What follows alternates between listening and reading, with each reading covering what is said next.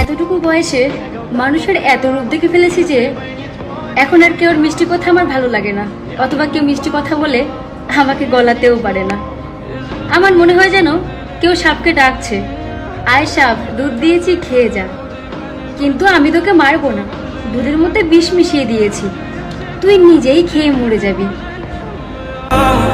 আর এই কথাটা কিন্তু সাপের জন্য ছিল না।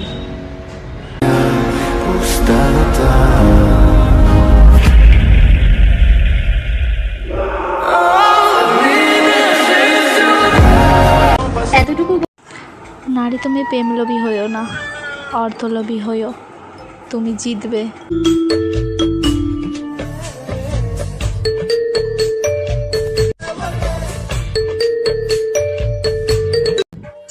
পুরুষ নারীর ভালোবাসা দেখেছো, জেদ দেখনি। তুমি জেদ দেখতে চেও না, না হলে সারা জীবন কাঁদতে হবে।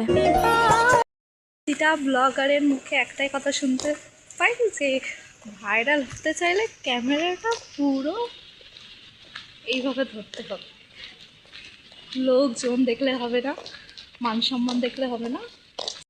ভাইরাল হতে চাইলে, নিজের স্বপ্ন পূরণ করতে চাইলে ক্যামেরাটা সবসময় উপরে তুলে রাখতে হবে।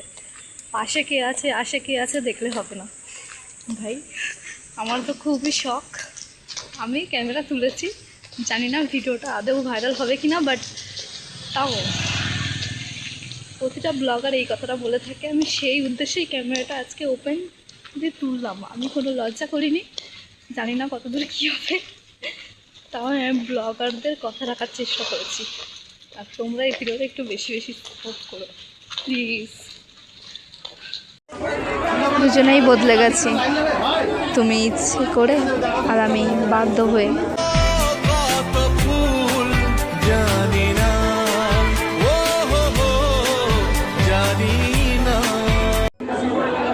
মানুষের খারাপ ব্যবহারই আমাদের মনে পরিবর্তন ঘটায়।